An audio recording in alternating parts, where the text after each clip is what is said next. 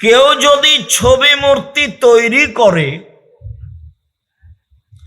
উজ্জেবা, তাকে পিটানো হবে।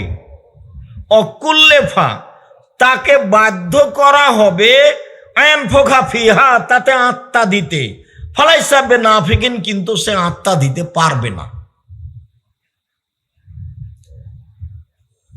যারা ছবি মূর্তি তৈরি করে তাদেরকে পিটানো হবে এবং আত্মা দিতে বাধ্য করা হবে, কিন্তু তারা তা করতে পারবে না।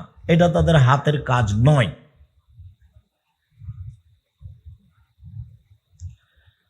আয়েশা রাদিয়াল্লাহু তাআলা আনহা বলেন, লাম ইয়াকুন ইয়াতরুকু ফি বাইতিহি শায়আন ফিহা তাসালিব ইল্লা নাকাদাহু। আল্লাহর নবী বাড়িতে এমন কিছু রাখতেন না যাতে ছবি মূর্তি থাকতো, দেখার সাথে সাথে তিনি ভেঙে ফেলতেন। পৃথিবীর সব মুসলমানকে, আরবি অনারবি, বাংলা ভাষী উর্দু ভাষী সমস্ত পুরুষ নারীর উচিত বাড়িতে ঢুকে যদি দেখে যে শোকেজে কাঁকড়া আছে, ভেঙে দিতে হবে। আপনার স্ত্রী প্লেট কিনেছে, তাতে চিংড়ি মাছ আছে, প্লেট ভেঙে দিতে হবে। আপনি একটা খাট তৈরি করেছেন, তাতে ময়ূর বানানো আছে, ওটা ভেঙে দিতে হবে। যশোরে কোনো এক যুগে একটা লোক খাট তৈরি করেছিল, সেই খাটটা ঢাকা জাদুঘরে আছে। না, যে খাটের নিচের পায়া হলো বাঘ, মানে একটাই পায়া, তো নিচের অংশ কি করা আছে? বাঘ করা আছে। ওর পিঠে পায়া দুটা 5 ফুট পর্যন্ত চারিদিকে মুখ করে আছে, 4টা মহিলা, মানে ওই পায়ে।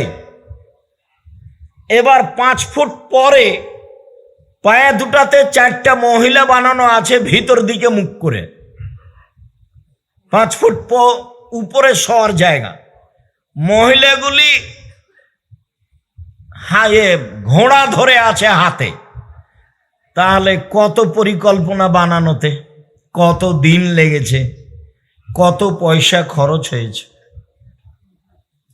মানুষের শখ, জাহান্নামে যাওয়ার স্বাদ, জাহান্নামে যাওয়ার স্বাদ, মানুষের স্বাদ আছে জাহান্নামে যাওয়ার।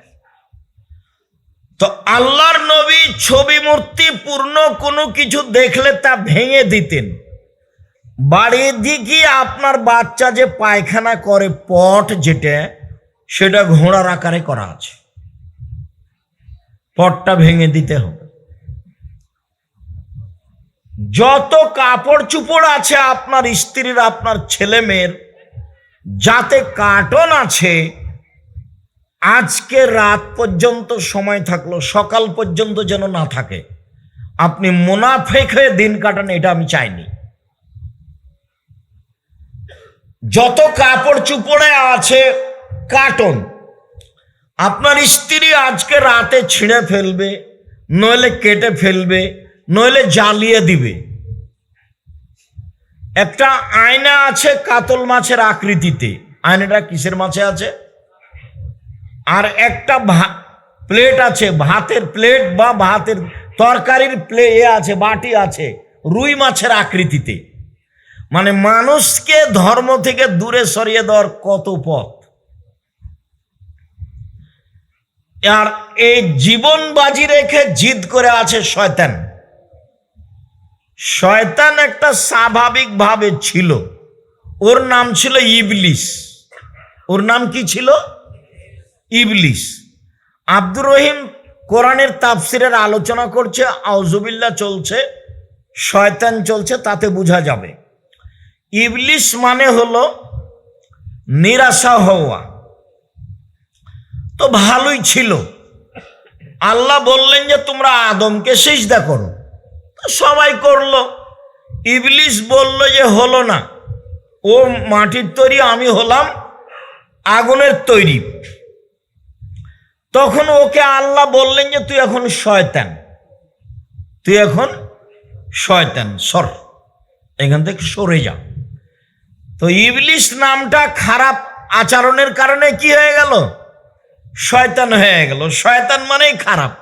যারাই কিছু খারাপ করে তখন আর একজন মুরব্বী মানুষ বলে, এই কে রে, শয়তানি করছো কেন? হ্যাঁ, শয়তান কেটা এখানে, এই শয়তান এরকম করছো, বলে না এটা?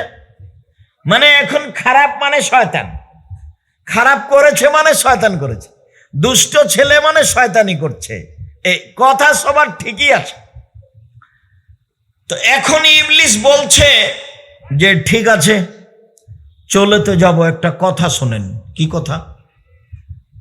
আমি তোমার মান সম্মানের কসম করে বলছি, বলছে রব্বি, আমার প্রতিপালক, একটা কথা শোনেন, তোমার মর্যাদার কসম, তোমার ইজ্জতের কসম, তোমার সম্মানের কসম, আমাকে কিয়ামত পর্যন্ত বেঁচে থাকার সুযোগ দেন, কিয়ামত পর্যন্ত বেঁচে থাকার সুযোগ দেন।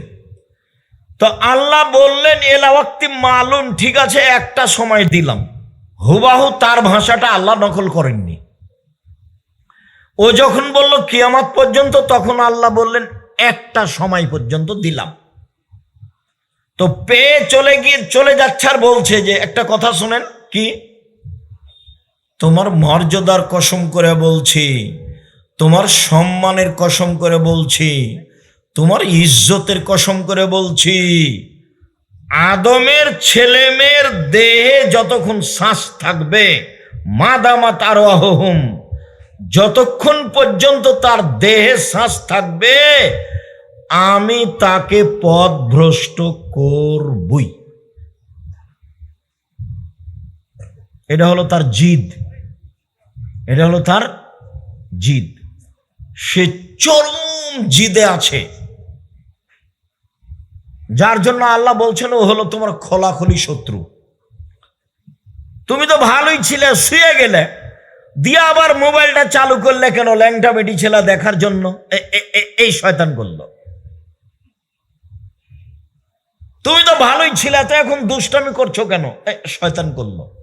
এর নাম এখন শয়তান, এর নাম এখন শয়তান। ইবলিসের নাম পরে কি পড়েছে? শয়তান পড়েছে। তো যত পথ আছে মানুষকে পাপী করার, সব একবার বলার পরে সূরা ফাতিহা বাদ দিয়ে ওইটা পড়ছে। যত পথ আছে পাপের, সব পথে জাল কে ফেলেছে? শয়তান। চাঁপাইনবাবগঞ্জের ভাষায় শয়তান হলো 14 ইলিমের পড়া। কত ইলিমের পড়া? 14 ইলিমের পড়া, মানে সব জানে, সব জানে। তো আজকের পর থেকে বাড়িতে ঘোড়ার আকৃতিতে পট থাকবে না, কার্টন থাকবে না, শোকেজে কাঁকড়া থাকবে না, অ্যালবামে কারো ছবি মূর্তি থাকবে না, বাপের ছবি মূর্তি থাকবে না, শুধুমাত্র তোমার ছবিটা থাকবে পাসপোর্ট সাইজের, পাসপোর্টের যেটা সেটা, বাকি সবার ছিঁড়ে ফেলে দেওয়া। যদি থাকে তুমি মুনাফিক, তুমি বক্তব্যের সাথে মুনাফিক করেছো, যেটা আমি চাইনি। আয়েশা রাদিয়াল্লাহু তাআলা আনহা বলেন, কাদামান নবী সাল্লাল্লাহু আলাইহি সাল্লাম মিনাস সাফারে, একদা আল্লাহর নবী সফর থেকে আসলেন। অসাতার্তবে কেরামিন লি আলা সাহুয়াতিন লি, আমি একটা চাদর আমার জালানায় লাগিয়ে দিলাম।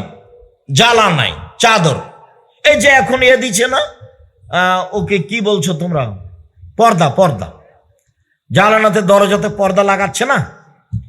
তো আয়েশা বলছেন যে আমার ঘরে একটা জালানা ছিল, তাতে আমি পর্দা লাগালাম। ফিহা তাসাবির, তাতে ছিল ছবি। ফালাম্মা রাহা রাসূলুল্লাহ সাল্লাল্লাহু আলাইহি সাল্লাম হাতাকাহু, আল্লাহ রাসূল দেখেই তাকে ছিঁড়ে ফেলে দিলেন। দেখে ধরে ছিঁড়ে ফেলে দিলেন দেখে। তারপর বলছেন, এই শোনো, আসাদ্দ আযাবিন ইয়াউমাল কিয়ামা আল্লাযীনা ইযাহুনা বিখালকিল্লাহি, যারা আল্লাহর সৃষ্টির সাদৃশ্য করে ওদের শাস্তি বিচারের মাঠে সবচেয়ে শক্তিশালী। যারা আল্লাহর সৃষ্টির সাদৃশ্য করে, এই ছেলে ওই যে কথা বলছে তুমি শুনতে পাও না, এই ছেলেরা ওখানে পাহারা দিচ্ছে না, এখানে পাহারা দাও, আর ওই মাথায় পাহারা দাও, কে যেন এদিকে কথা বলতে বলতে না আসতে পারে, যাও, তোমাদের পাড়াতে ছেলের অভাব হয়েছে, না হলে যারা মুরব্বী ওই ছেলেগুলোকে পাল্টে দেন যারা কাজ করছে না, আর মজবুত ছেলে লাগান, যারা ওইদিকে চলে যাবে তারা যেন পাশ দিয়ে না যায়, আরো অন্য পথ দিয়ে যাবে, দূর দিয়ে যাবে। ওর তো আমার দাম দেওয়ার প্রয়োজন নাই, ও আসলেই কি আর না আসলেই।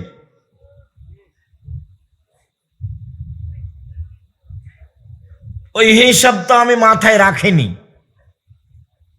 সবাই আসবে না এই কথাই ঠিক, দিন যত যাবে মানুষ তত খারাপ হবে এ কথাই ঠিক। মানুষ পশু প্রাণী গরু ছাগলের মতো হয়ে যাবে। আমি এসেছি, তুমি বাড়িতে আছো কেন? আপনি কেন বাড়িতে আছেন? কি আপনার অর্থ সম্পদ আছে? আপনি কয় টাকা রাখেন? আপনার ছেলে মেয়ে কি করে? গোবর তুলে বেড়াই, আর নাহলে ছবি মূর্তি অঙ্কন করে, আর নাহলে নেতৃত্ব দেয়, এই তো। আপনার ছেলে মেয়ে কি করে এমন? আপনি আসেন, ঘুঘুরা তুলে দেব। আপনি একবার আমার সাথে বসেই দেখেন কয় টাকার মালিক আপনি, আমি একটু দেখি ছেলে মেয়ে আপনার কি করে, একটু দেখি। বলে হিসাব, কষ্ট করে এসেছি রাজশাহী থেকে, আপনি মূল্যায়ন করবে, এটা আমার ঐকান্তিক দাবি। আপনি আসবেন, আপনার স্ত্রী আসবে, আপনার ছেলে মেয়ে আসবে, 1 ঘন্টা 1.5 ঘন্টা এখানে বসে থাকবেন, আমি কিছু বলবো শুনে যাবেন, এটা আমার ঐকান্তিক দাবি। আমার দাবি পূর্ণ করাতে কল্যাণ আছে। তো তিনি বললেন, আয়েশা,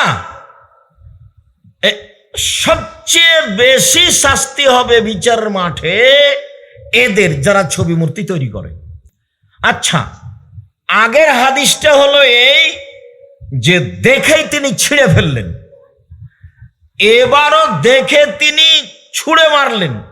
আগেরটা ভেঙে দিলেন আর এটা ছিঁড়ে ফেললেন, আগেরটা ভেঙে দিলেন আর এটা ছিঁড়ে ফেললেন, আগেরটা ভেঙে দিলেন আর এটা কি করলেন? ছিঁড়ে ফেললেন। যত পোশাক আছে কার্টনের ছবি মূর্তির সব জ্বালিয়ে দিতে হবে, ছিঁড়ে ফেলতে হবে। আর যত পাত্র আছে, পট হোক আর শোকেজ হোক আর ময়ূর হোক আর ভেন্টিলেটর যেটাই হোক না কেন, ফরিদপুরে গেলাম এক বাড়িতে, দেখছি মৌলানা বসে আছে, মৌলানার নাম বলছি না, খুব ভালো করে চিনতে পারবেন সেই জন্য, তো নাম আর বলছি না। দেখছি উনি সুন্দর করে খাটে শুয়ে আছেন, গোটা ঘরের ভেন্টিলেটর। বুঝেন ভাই, তোমরা কি ভেন্টিলেটর বুঝো? মানে ওপরে যেটা, জালনার ওপরে যেটা বাতাস চলাচলের জন্য রাখে, মনে হয় বুঝতে পারো না। তো ওইটা সব আর কি, মানে ঘোড়ার মূর্তি তৈরি করা, মূর্তি ওটা একটা ছবি। তা আমি এখন দরজা পর্যন্ত এসে আমি বলছি, মনে কিছু নেবেন না, আমি এই ঘরে বসতে পারবো না, সেই জন্য আমি ফিরে যাচ্ছি। আপনাকে বসতে হবে, আমি কি করব সেটা বলেন। বলে সব ভেঙে দেন। ঠিক আছে, তাই হলো। একবারে সব ভেন্টিলেটর এক কর থেকে যা ছিল সব ভেঙে দিল। তার প্রমাণে হাদিস আছে, আজকে হবে, একটু পরে আসছে ইনশাআল্লাহ। একদিন দিনাজপুর শহরে এক ঘরে যারা দল পার্টি করে তাদের সেটা ঘর, একবারে পুরো ছবিতে মূর্তিতে পূর্ণ হয়ে আছে। তো মৌলানা সাহেব বসে আছেন, মৌলানা আবার খুব জাঁদরেল মৌলানা, ইনি একজন উনি একজন, দুইজন দুই। তো আগে যে মৌলানার কথা বললাম একে খুব চিনতে পারবেন, আর এখন যে মৌলানার কথা বলছি একে কম চিনতে পারবেন, এর মরাই 15 বছর হয়ে যাচ্ছে। খুব জাঁদরেল মৌলানা। আসসালামু আলাইকুম ভাইজান, আপনি এখানে? ইন্না লিল্লাহি ওয়া ইন্না ইলাইহি রাজিউন। তো আমি ব্যাগটা নিয়ে এবার ঘুরেছি, এই চলো যাই। রিক্সাওয়ালা কোথায়? এখানে থাকা হবে না। বলে কি কারণ? এই যেখানে ছবি মূর্তি থাকে আমি ঘরে ঢুকি না। বহু মাদ্রাসায় প্রোগ্রাম করতে গিয়ে আমি তার অফিসে যাইনি। আপনি বিপদে পড়িয়েন না, আমি ওখানে যাব না, দেখি আমার এভাবে রুজি কতদিন টিকে। দুনিয়া এখনো খাটো হয়নি। বলেছিলাম আমি করোনা থেকে বাঁচার জন্য মাস্ক লাগাবো না। আমি এইভাবে বিশ্বাস করি, করোনা যদি পৃথিবী সৃষ্টির 50,000 বছর পূর্বে আমার নামে লিখা হয়ে থাকে, আজ আমাকে করোনা ধরবেই, পাথরের ভিতরে থাকলেও। আমি এইভাবে বিশ্বাস করি। আর বিশ্বাস করি যে সেই দিন যদি না লিখা হয়ে থাকে, আজ যার করোনা হয়েছে তার গায়ের সাথে যদি গাও লাগিয়ে থাকি তবুও হবে না। যদি সতর্কতায় করোনা না ধরতো, তাহলে ঢাকা ফিউচার পার্কের মালিক করোনায় মরতো না। ওরা দেশের পানি খায় না। তাকদীরকে আমি এই নকল ভাবে বিশ্বাস করি না, আসল ভাবে করি। তারপরে যা হবে হোক, মাস্ক দিয়ে দুদিন বেশি বাঁচতে রাজি নই। মাস্ক এখন লাগান, এই যে ধুলাবালি আছে, জীবাণু আছে, লাগানো ভালো। আমার কথা বুঝতে পারোনি যুবক তোমরা? মনে হয় এখন লাগাও। ধুলাবালি জীবাণু আছে, জীবাণু ধুলাবালি দেখবা যখন সূর্য আকাশে আছে, ঘরের ভিতরে রোদ্রের ছাটা যাচ্ছে, খুলে দেখো কত ধুলাবালি আছে। তো মাস্ক ব্যবহার করো। ধুলাবালি ভিতরে যাচ্ছে, এর জন্য মাস্ক ব্যবহার করা ভালো, করো। যার কুলাবে সে করবে।